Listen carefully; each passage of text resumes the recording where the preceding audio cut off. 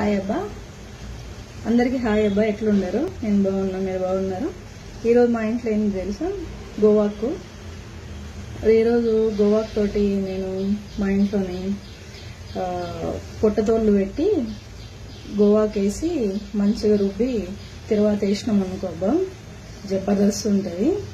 ఇంకా దీంతో గోవాకు కారము, గోవాకు పుల్లగూర, గోవాకు పప్పు ఇవన్నీ వేస్తాం మేము. మీరు ఈ గోవాకుతో ఏమేమి చేస్తారో ఒకసారి నాకు కామెంట్ రూపంలో మీరు మెసేజ్ పెట్టండి. అలాగే షేర్ అండ్ లైక్ చేయండి. ముందు మీ సలహాలు నాకు ఎంతో ముఖ్యం.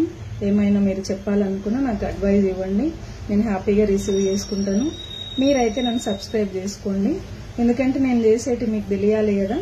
కాబట్టి ఫన్నీగా నవ్వుకుందాం, ఎటువంటి కామెంట్స్ గలీజ్గా మీరు పెట్టకండి ప్లీజ్, ఓకేనా? మీకు ముందు ఏమేమిటివి అనేటివి, ఎలా ఫస్ట్ ఏంటిది, ఎప్పుడు చూసినా ఈ ఆకులు ఈ కూరగాయల గురించి మాకు తెలియదు అంటారా? ఇవన్నీ మాకు కూడా తెలుసు కదా అని మీరు వండుడు ఏమి ఉండగా చెప్పుడు వరకేనా అని మీరు అనుకుంటారేమో.